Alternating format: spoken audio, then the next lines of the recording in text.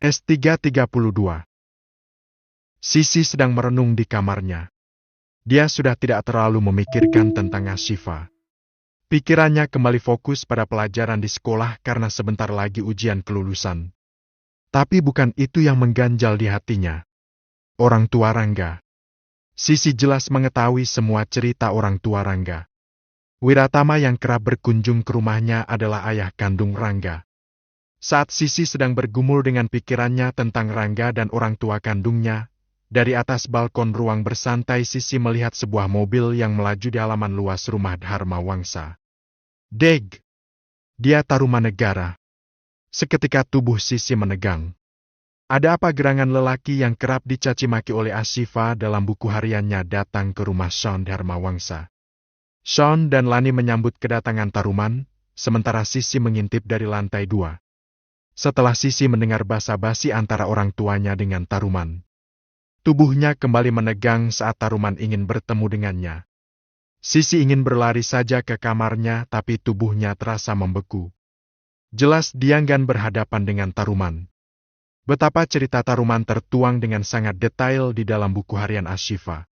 Ashifa sangat membenci Taruman dan itu menular pada Sisi. Di ruang tamu, Lanita menempel erat pada Sean. Dia sudah sangat takut Taruman akan mengambil Sisi darinya. Sisi belum bisa bertemu denganmu. Dia masih belum menerima kenyataan jika Ashifa adalah ibu kandungnya, apalagi bertemu denganmu. Sean bicara pelan tapi tegas pada Taruman. Taruman menunduk. Dia melihat kecemasan di wajah Lanita. Aku tidak akan bermaksud mengambilnya dari kalian. Tenang saja. Tapi cinta adalah darah dagingku. Dia yang berhak mewarisi kekayaanku kelak. Apa kau bilang? Darah dagingmu? Setelah ditolak dan dibuang bertahun lamanya kini mau mengakuinya? Lanita meremat ujung ke meja Sean. Kami tak akan memberikan Sisi pada siapapun. Jeng Ashifa sudah menitipkannya padaku, pada kami. Lanita berkata tegas. Tadinya aku ingin menghampiri kalian saat di Ciamis, tapi rasanya aku tak punya kekuatan untuk menemui Ashifa dan keluarganya. Ucap Taruman. Untuk apa menemui keluarganya? Mengatakan Jeng Ashifa hanya seorang simpanan atau perempuan malam? Jangan pernah muncul di depan Abah dan Ambu. Kami mengatakan pada mereka jika Jeng Ashifa adalah seorang istri kedua. Tak ada yang mereka ketahui tentang siapa suaminya karena Jeng Ashifa memilih bungkam saat memutuskan bercerai. Sudah, hanya itu saja yang keluarganya tahu. Ucap Lanita panjang lebar. Taruman tak menyangka betapa keluarga Dharma Wangsa menutup rapat sepak terjang Ashifa di Jakarta. Ashifa tidak akan terluka dan kembali ke dunia malam kalau Anda tidak membuangnya. Membuang dirinya juga anak yang sedang dikandungnya. Lanita memandang Taruman dengan tatapan tajam. Sayang? Bisik Sean melihat Lanita yang bicara dengan emosi tertahan. Ingat kandunganmu, kamu nggak boleh tertekan. Sisi aman bersama kita. Tenang saja. Sean berujar pelan seraya memeluk bahu Lanita. Anak sendiri dibuang, anak orang lain dipelihara tapi disiksa. Okan bahkan kini punya apartemen sendiri dan gan pulang ke rumah karena dia membencimu. Lanita masih saja melontarkan unek-unek hatinya. Sayang, jangan membenci Tarumanegara. Benci aku saja agar anak kita tampan sepertiku. Sean mencoba mencairkan suasana. Lanita bersender di bahu Sean. Bung, kurasa Sisi perlu waktu yang sangat lama untuk bisa menerima semuanya. Maaf jika harus kukatakan, Sisi mengetahui semua cerita masa lalumu dengan Jeng Ashifa. Dia kini menjadi lebih pendiam dan banyak murung. Padahal sebentar lagi dia akan menghadapi ujian kelulusan. Oh, ya, jangan pernah menemui Sisi diam-diam tanpa sepengetahuan kami. Sisi kami adopsi dari panti untuk kami bahagiakan. Bukan mendapat kesedihan saat mengetahui siapa orang tua kandungnya. Tolong pahami perasaan Sisi. Ucap Sean. Taruman terdiam. Sebetulnya Taruman merasa malu pada keluarga Dharma Wangsa. Keluarga yang berhasil menjadi panutan bagi Okandria juga merawat cinta dengan penuh kasih. Lalu dirinya seperti pecundang saja di mata keluarga Dharma Wangsa. Sayangi istri yang tinggal di rumahmu. Okan kerap bercerita betapa kesepian ibunya berada di rumah suaminya sendiri. Tak adakah maafmu untuknya? Dia membuktikan kesetiaannya dengan tidak keluar dari rumahmu meski Okan membujuknya dengan berbagai cara. Maaf jika aku ikut campur urusan rumah tanggamu. Tapi tolong, benahi dulu hubunganmu dengan Okan dan ibunya. Kelak, Sisi akan bisa menerimamu dengan tangan terbuka. Percayalah. Sean menghela napas panjang dan dalam. Lanita tengadah menatap Sean. Tapi Sisi akan tetap jadi anak kita. Sean hanya tersenyum menenangkan sembari mengelus bahu Lani. Taruman akhirnya pamit pulang. Dia merasa tertampar dengan ucapan Sean. Anak sendiri dibuang, tapi anak orang lain dipelihara hanya untuk dijadikan pelampiasan rasa sakit hatinya pada ibu anak itu. Sisi menangis tertahan, betapa Lani dan Sean benar-benar menyayanginya. Harus makin menyeruak di dada Sisi. Seseorang memeluk Sisi dari belakang. Dia Rangga. Rangga menenggelamkan kepala Sisi dalam pelukannya. Postur tubuh Rangga tidak sekekar dan setegap guntur, tapi tetap saja postur tubuh Sisi lebih mungil darinya. Sisi terisak tertahan dalam pelukan Rangga. Malam hari, Dora mengetuk kamar Sisi. Masuk, sahut Sisi dari dalam. Dora membuka pintu kamar perlahan. Dilihatnya Sisi sedang belajar. Kak Ce lagi belajar? Tanya Dora pelan. Enggak, sedang melamun di depan meja belajar. Sahut Sisi mesem. Dora ikut mesem lalu memeluk leher Sisi. Maafin aku, ucap Dora. Maaf untuk apa? Semua berawal dari buku harianku yang lupa ditutup, kan? Andai Kak Sisi nggak baca buku harianku, Kak Ci nggak akan pernah sedih. Siapa yang baca buku harianmu? Elak Sisi. Jangan bohong, aku tahu karena penutup kuteks warna merah nggak Kak Ci tutup dengan benar. Oke, Kak Ci letakkan kuteks dengan posisi sama, logo kuteks ada di depan. Tapi kerataan penutupnya nggak sama. Itu membuktikan Kak Ci pernah masuk kamarku, pegang kuteks tapi lalu tanpa sengaja lihat buku harianku. Iya, kan? Sisi tersenyum. Tak sia-sia Dora hobi membaca buku detektif remaja kesukaannya. Sedetail itu kamu memperhatikan letak kuteks? Aku kan teliti orangnya. Kekeh Dora pelan.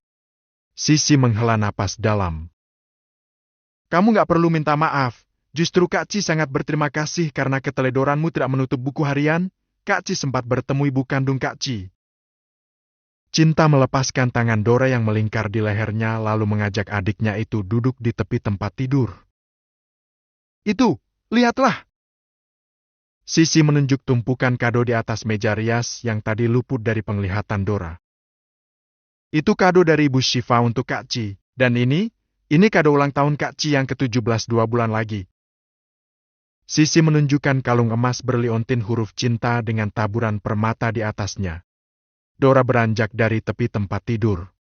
Dia melihat semua kado Ashifa untuk Sisi. Ada sepatu mungil, ada baju balita yang lucu dan tas sekolah SD yang lucu serta masih banyak kado lainnya.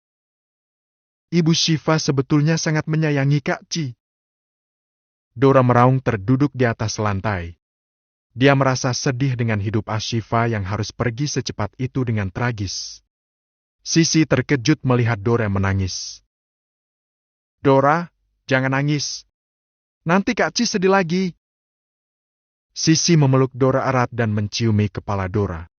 Rangga yang mendengar tangisan Dora di kamar sebelah segera masuk kamar Sisi. Dia segera memeluk kedua adiknya yang sangat dia kasihi itu. S333. Rangga sedang berdua saja bersama Guntur di ruang USIS. Keduanya sama-sama duduk terdiam. Kita sudah bahagia bersama keluarga kita saat ini. Untuk apa mencari identitas keluarga asli kita? Tanya Rangga. Guntur yang bersandar di sofa ruang USIS melirik Rangga dengan sudut matanya. Apa kau sungguh tidak penasaran dengan orang tua asli kita? Kenapa mereka membuang anaknya di panti asuhan? Ibu Ashifa tidak bermaksud membuang Sisi. hanya menitipkannya saja. Sanggah Rangga. Nah, mungkin saja orang tua asli kita pun sebetulnya tidak bermaksud membuang kita, tapi karena suatu alasan mereka terpaksa menitipkan kita di panti asuhan. Bujuk Guntur. Ibu Maya tidak akan pernah memberitahu identitas orang tua kandungku. Papa dan mamaku pemilik panti Sangraloka. Mana berkenan Bu Umay membuka rahasia masa laluku? Ucap Rangga. Tapi kalau aku mungkin bisa. Orang tua angkatku yang pengusaha pabrik garmen dan makanan, tak ada hubungannya dengan panti. Bu Umay pasti berkenan memberitahuku. Nanti pulang sekolah kita ke panti yuk. Ajak Guntur. Oke, aku hanya menemanimu saja, ya. Aku sangsi kalau Bu Umay mau terus terang. Papa sama mama pasti melarangnya. Jawab Rangga. Rangga pikir kalau Ibu Umaya tahu sesuatu tentang dirinya. Kenapa tidak sejak dulu Ibu Umaya menceritakan siapa orang tua kandungnya? Meski di hati Rangga penasaran siapa sebetulnya orang tua kandungnya. Enggak, orang-orang bilang aku ini tinggi besar, berkulit hitam tapi tampan seperti orang India. Apa mungkin ayah ibuku keturunan India? Tanya Guntur. Siapa yang bilang kamu tampan? Rangga mencebik. Dora. Kekeh Guntur. Rangga mesem. Anak itu, halunya ketinggian. Bukan hanya Dora, adik-adik kelas juga selalu saja mengatakan aku mirip Erien Khan. Siapa Erien Khan? Tanya Rangga. Anaknya Shahrukh Khan. Jawab Guntur bangga seraya menaikkan kerah seragamnya. Rangga terbatuk kecil mendengar ucapan Guntur. Tuh, kaca! Sama ngaca! Rangga menunjuk cermin dinding di belakang pintu ruang WSIS. Lihat, mirip, kan? Guntur menunjukkan foto Erien Khan di ponselnya. Rangga tergelak. Mirip apanya? Jelas dia tampan, anak artis. Lah kamu ini loh, produk lokal. Kamu ini, seneng banget ganteng sendirian. Aku ini wakilmu, loh. Sama-sama keren, kan? Guntur menaikkan alis dan merapikan seragamnya. Ya, terserah apa katamu. Rangga masih saja tergelak. Guntur berdiri di depan Rangga. Oke, kulitku hitam, tidak seputih kulitmu. Tapi lihat hidungku, tinggi menjulang. Dora bilang, aku itu manly. Guntur mematut-matut dirinya di depan cermin. Rangga menggaruk keningnya, menghela napas memperhatikan Guntur yang bangga dengan bentuk fisiknya. Namun memang benar, Guntur memiliki postur tubuh yang tingginya di atas rata-rata anak lelaki lainnya di sekolah. Rangga saja hanya setinggi telinga Guntur. Padahal Rangga memiliki postur tubuh tinggi tapi jika disandingkan dengan Guntur, jelas Rangga kalah tinggi. Sayang, ketampananku susah meluluhkan hati Sisi. Keluh Guntur. Tapi kulihat Sisi sudah mulai dekat dan sering mengobrol berdua denganmu. Gas saja terus. Kasih dia perhatian tanpa batas. Rangga menyemangati Guntur. Aku jadi ingat masa kecil di panti. Saat itu kamu budukan dan Sisi selalu saja perhatian. Jujur saat itu aku merasa tak suka Sisi sangat memperhatikanmu. Iya, dan aku yang selalu kamu rundung. Ucap Rangga seraya menggeleng. Tapi aku nggak benci kamu, enggak. Jijik saja kamu budukan, sekarang malah jadi sok tampan. Dan lagi pula saat kamu jatuh ke sumur, aku panik luar biasa. Kenapa panik? Ya, takut kamu mati. Memang aku sejahat itu, merasa senang saat kamu jatuh ke sumur bekas. Untung saja isinya hanya tumpukan jerami empuk. Kalau bebatuan terjal, bonyok kamu lagi kecil, mana budukan? Terus saja ledek aku anak budukan. Ketus Rangga. Lah ya kamu memang budukan, kok? Heran saja aku sama Sisi, betah main terus sama kamu. Rangga memperhatikan kedua tangannya yang putih mulus kini, semua karena kasih sayang keluarga Dharmawangsa yang merawatnya. Aku lapar, ke kantin, yuk. Pulang sekolah antar aku ke panti, ya. Ajak Guntur. Rangga mengangguk lalu berjalan bersisian dengan Guntur. Jika kedua remaja tampan itu berjalan berdua, suasana sekolah selalu riuh. Ketampanan sang ketua USIS dan wakilnya tampak begitu sempurna. Guntur dan Rangga keluar ruangan Umaya dengan langkah gontai. Apa aku bilang? Ibu Umaya harus izin sama orang tua angkat kita. Gak sembarangan membuka identitas kita. Ucap Rangga. Sepertinya orang tua kita punya power membungkam Ibu Umaya. Aku akan menghubungi teman kita yang lain yang sudah diadopsi juga. Apa mereka tidak penasaran dengan orang tua aslinya? Sahut Guntur. Sudahlah, nikmati dan jangan lelah bersyukur kita punya orang tua yang sangat menyayangi kita saat ini. Aku takut dilema seperti Sisi karena aku sangat menyayangi Papa dan Mama. Mereka begitu baik dan tulus mengasihi aku dan Sisi. Lalu jika tiba-tiba aku tahu orang tua kandungku, sudahlah. Ayo, kita pulang saja. Ajak Rangga. Guntur masih enggan beranjak dari panti. Dia ingin sekali lagi memohon pada Ibu Umaya. Tapi Rangga berhasil meyakinkan Guntur untuk lebih menahan diri. Besok-besok lagi kita ke sini dan menemukan cara untuk merayu Ibu Umay. Kalau Ibu Umay telepon orang tuamu lalu mereka sedih karena diam-diam kamu tanya orang tua kandungmu, gimana? Kasihan juga orang tua angkatmu, Gun. Guntur merasa ucapan Rangga ada benarnya. Betapa orang tuanya yang sangat mengasihinya selama ini akan merasa dikhianati olehnya. Ya sudah kita pulang, aku main ke rumahmu, mau ketemu Sisi. Tadi di sekolah kan ketemu. Ya itu kan di sekolah, bukan di rumah. Tapi kita mampir di minimarket, beli camilan buat Dora dan Dimas. Dimas sedang diet. Kekeh Rangga menyetir mobil melaju meninggalkan panti. Hah? Diet? Rangga mengangguk. Entah kenapa tiba-tiba anak itu jadi tidak nafsu makan. Mungkin karena Tante Suzana sering memarahinya karena banyak makan? Jawab Rangga masih saja mengekeh. Gemuk saja tampan anak itu apalagi kalau kurus. Besarnya pasti tampan. Puji Guntur. Rangga manggut-manggut setuju. Tapi, enggak, apa kamu benar enggak naksir Sisi? Tanya Guntur serius. Apaan sih? Sisi sudah kuanggap seperti adikku sendiri. Kami tumbuh bersama sejak kecil. Tak ada perasaan aneh-aneh seperti yang kamu pikirkan. Sahut Rangga. Kalau Dora, apa kamu gak naksir dia? Tanya Guntur lagi penasaran. Gila, ya. Dora ya adikku. Aneh-aneh saja pertanyaanmu. Rangga menggerutu. Dora itu cantik. Dia idola di gedung SMP. Enggak. Dia juga bukan adik kandungmu seperti Sisi. Itu anak besarnya dipastikan mirip Mama Net-Net.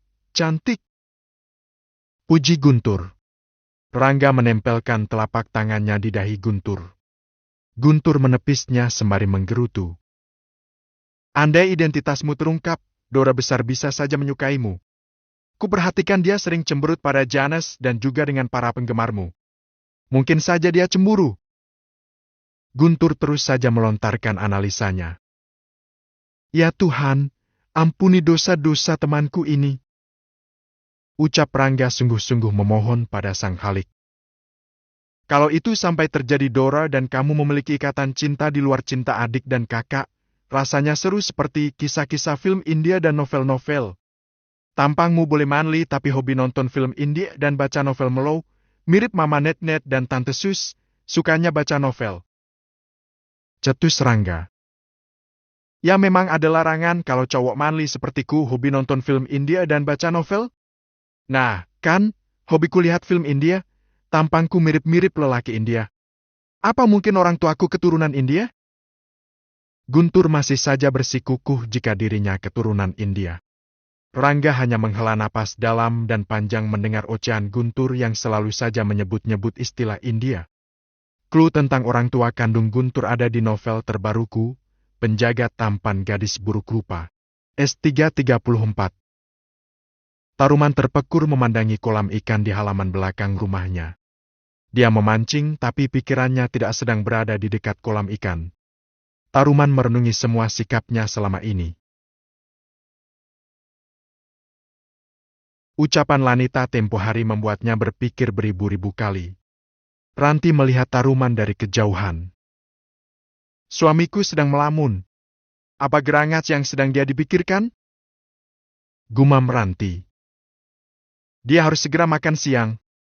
Sudah telat 1 jam. Kalau semakin telat, asam lambungnya bisa-bisa kambuh lagi. Terlalu banyak yang dia pikirkan. Ranti menghela napas seraya berjalan hati-hati mendekat pada Taruman. "Pa?" panggil Ranti. Taruman diam saja. "Waktunya makan siang. Papa sudah telat 1 jam." Taruman menoleh pada Ranti yang menunduk takut-takut. Jika biasanya Taruman akan marah saat Ranti mengingatkan waktu makannya saat dia sedang melakukan sesuatu, kali ini Taruman diam saja. Taruman meletakkan alat pancing lalu berdiri dan berjalan menuju rumah. Ranti mengernyit. Kenapa dia tidak membentakku atau mengoceh karena aku mengganggu kesenangannya memancing? Ranti mengekor langkah Taruman menuju rumah hendak menemani Taruman makan siang. Di meja makan Taruman diam saja. Dia tidak mengeluarkan sepatah kata pun. Setelah makan siang selesai, Taruman bertanya tentang Okan. "Apa Okan tidak pulang lagi?" tanya Taruman pelan. Ranti menoleh sedikit kaget. Apa barusan dia tidak salah dengar? Taruman bertanya tentang Okan dengan nada suara pelan. "Sudah 2 minggu Okan belum pulang. Mungkin sedang sibuk dengan pekerjaannya," jawab Ranti. Taruman menghela napas dalam setelah menyeka bibirnya dengan tisu. "Suruh dia pulang. Aku mau bicara dengannya," ucap Taruman. Lagi-lagi Ranti keheranan. Raut wajah Taruman pun tampak biasa saja. Tak ada ekspresi kesal atau tegang seperti biasanya. "Sekarang?" tanya Ranti. "Iya, sekarang. Ini hari Minggu. Aku santai dan dia pun pasti sedang santai," jawab Taruman dengan seolah senyum tipis di sudut bibirnya. Ranti sampai tersedak melihat senyum di bibir suaminya itu. Apa aku tidak salah lihat? Taruman menyodorkan gelas berisi air mineral pada Ranti yang menepuk-nepuk dadanya. Batuk Ranti bukannya sembuh tapi malah semakin tersedak. "Minumlah." Ranti menerima gelas dari Taruman dengan tangan bergetar. Taruman melihat tangan mungil istrinya itu. Istri yang sebetulnya masih sangat dia kasihi. Dia menyerahkan gelas dan tangan satunya menggenggam jemari Ranti. Gemetar Ranti semakin hebat. Taruman menyentuhnya dengan lembut.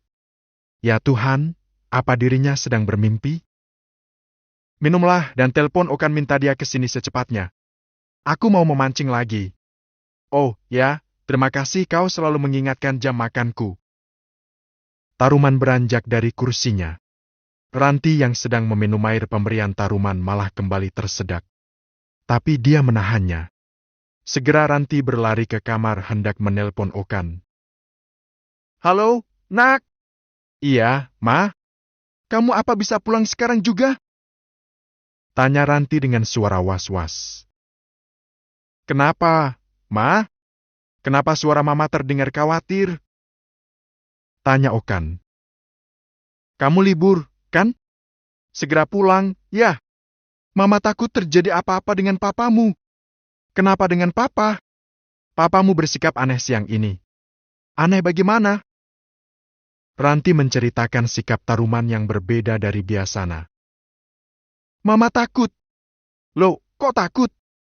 "Konon kata orang, jika seseorang bersikap lain dari biasanya, itu menunjukkan dia mau pergi meninggalkan kita selamanya." Terdengar gelak tawa bahagia di seberang telepon. "Maksud Mama, Papa mau meninggal? Kalau itu terjadi bukankah Mama dan aku akan hidup bahagia? Aduh, Nak. Cepat ke sini. Ya, Mama takut." Terdengar hela napas dalam dari Okan. "Baiklah, aku mandi dulu." Panggilan pun diakhiri. Ranti mondar-mandir di kamarnya sendiri.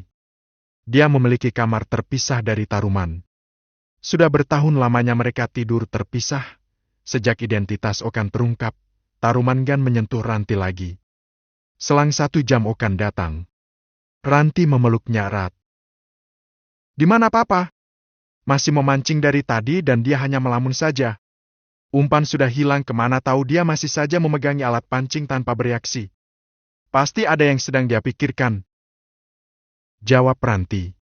Okan dan Ranti berjalan menuju halaman belakang yang terdapat kolam ikan besar. Okan menyalami Taruman dan dia pun sungguh heran.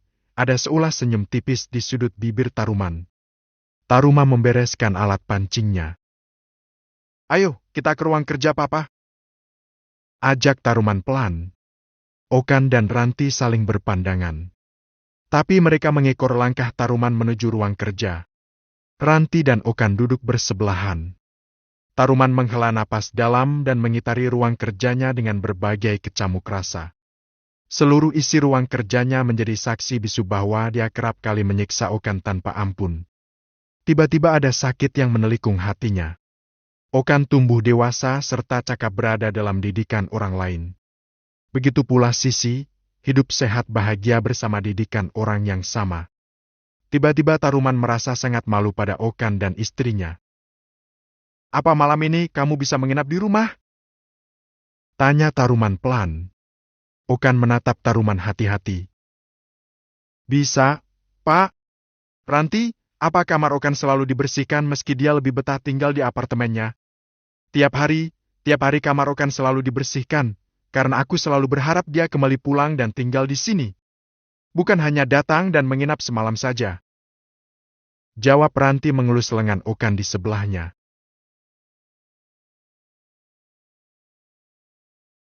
Papa baru menyadari rumah ini terasa kosong dan sepi sejak kamu tidak lagi tinggal di rumah ini. Ucap Taruman sembari menunduk. Okan melongo. Dia menoleh pada Ranti. Apa mama bilang, papamu aneh? Gelagatnya mencurigakan, dia seperti bukan dirinya. Ranti membatin mencoba bertelepati dengan Okan melalui tatapan matanya. Ruangan ini adalah saksi bisu dan tempat yang paling sering kudengar jeritan kesakitan darimu. Ucap Taruman. Hening. Sebesar apa rasa bencimu pada papa? Tanya Taruman memandang sendu Okan. Okan menelan ludah kering. Dia mencubit tangannya. Sakit. Ranti pun bersikap demikian. Kalian tidak sedang bermimpi. Ini nyata. Taruman mengerti kedua orang di depannya tidak akan percaya dengan perubahan sikapnya yang tiba-tiba. Kembali hening. Tapi lalu ponsel Taruman berdering. Taruman hendak abai dengan panggilan tersebut tapi urung. Panggilan itu rupanya panggilan penting. Tunggu sebentar. Ucap Taruman. Ranti dan Okan mengangguk saja mendengarkan Taruman bicara dengan relasi bisnisnya. Panggilan berakhir, dia menghela napas dalam. Sebetulnya papa hendak bicara banyak hari ini pada kalian. Tapi ada masalah besar yang terjadi di rumah sakit dan papa harus pergi sekarang. Jadi, apa nanti malam kita bisa bicara? Okan dan Ranti mengangguk. Ingat, menginaplah malam ini di rumah, ya? Pinta Taruman pada Okan seraya menyentuh bahu Okan lembut. Dan kamu Ranti, sudah lama kita tidak tidur bersama. Rasanya sudah lama sekali. Ya, siapkan spray baru warna coklat muda kesukaanku, aku akan tidur bersamamu malam ini. Taruman gegas keluar dari ruang kerjanya. Tinggallah Ranti yang pingsan di pangkuan Okan karena tidak percaya dengan pendengarannya sendiri. Taruman mengajaknya tidur bersama. Setelah sekian tahun Ranti melewati jutaan malam dalam sepi dan sunyi, S330